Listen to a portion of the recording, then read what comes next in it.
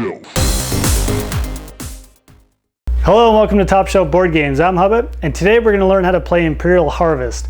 In Imperial Harvest, players will be running around the board collecting strawberries and using these strawberries to power up their character's abilities. Let's go to the table and learn how to play. The object of Imperial Harvest is to gain the most victory points. Victory points are obtained in 3 different ways. The first way is to move your character onto the space with a strawberry and pluck the strawberry.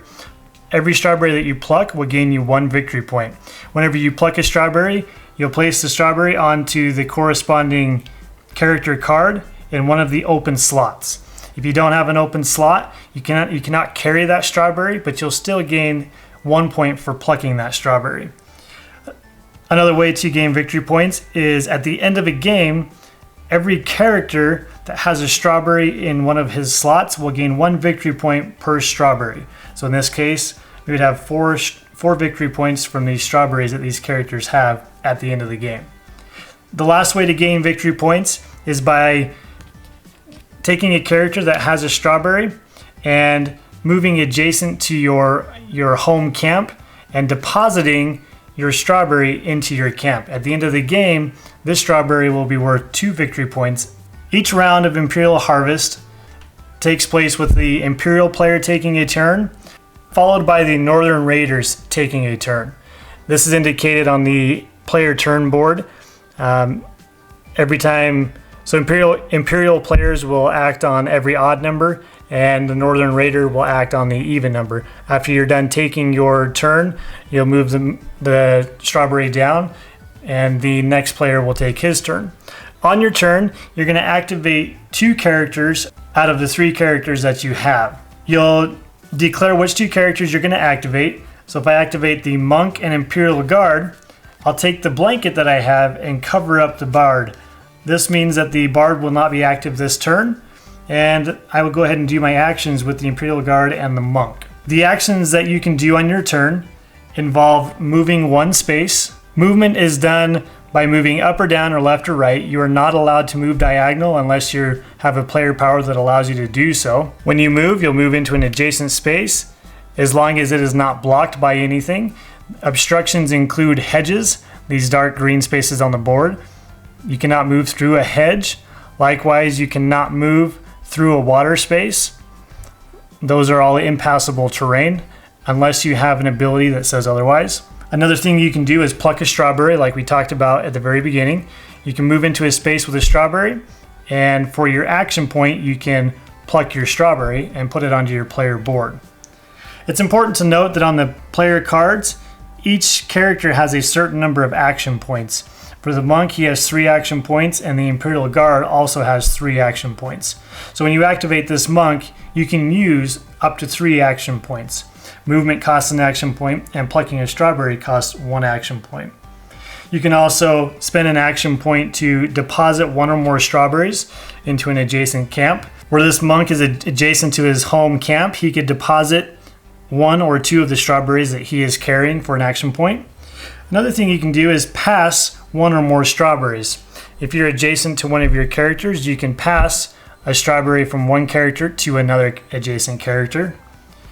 And the last action you can do on for your character is you can activate a certain character ability.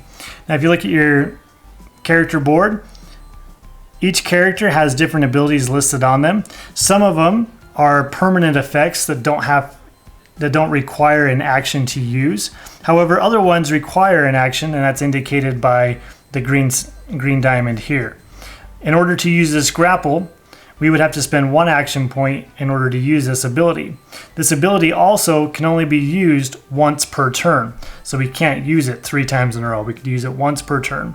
Likewise, the Dragon Pounce also costs 1 action point, and it can only be used once per turn.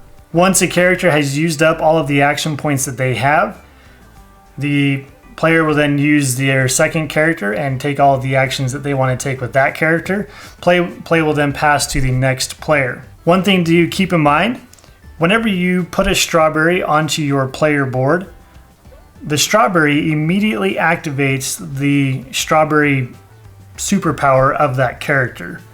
In this case, because the monk now has a strawberry, this plant ability is now active, and the monk has an extra action point to use on his turn. If this character was to lose all of his strawberries, he would lose the strawberry ability. On these tokens, you'll see a little arrow, and the arrow indicates the direction that character is facing. This comes into play when you're dealing with line of sight or different effects.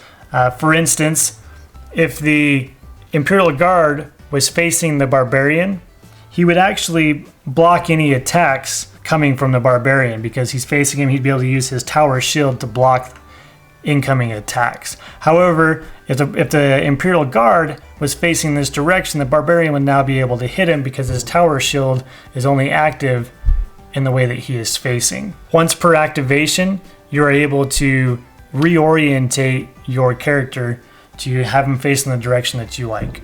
For attacking, let's look at the Barbarian's ability at the bottom here. It says, spend an action point to attack a character up 2 spaces away in line of sight. So his 2 spaces, he would be able to attack this character, assuming this character was not on the home camp. On the home camp, players are immune to any attacks or effects. In this case, the Barbarian would be able to go ahead and attack the Imperial Guard. Because it is an legal attack, the attack is done automatically. There's no rolling dice.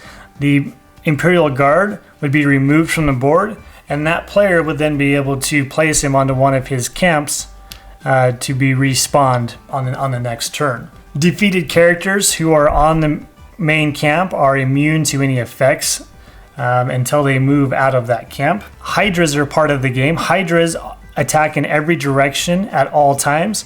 So if you were to walk into range of the Hydra, you would be immediately killed and eaten by the Hydra and have to respawn back into your camp. Another thing with Hydras on your turn, you can choose to forfeit one of your action points to move the Hydra 1 space. On your next turn, when it comes back to the Imperial player, when he selects to activate new characters, the Imperial player will have to activate the character that currently has a blanket on him.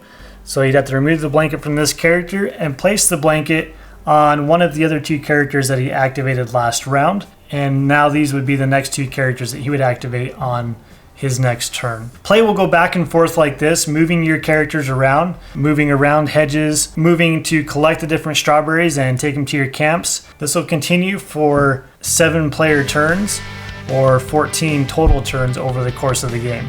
Another way that the game could end is if at the end of a raider's turn, if there's no more strawberries left on the board, then that will also trigger the end of the game.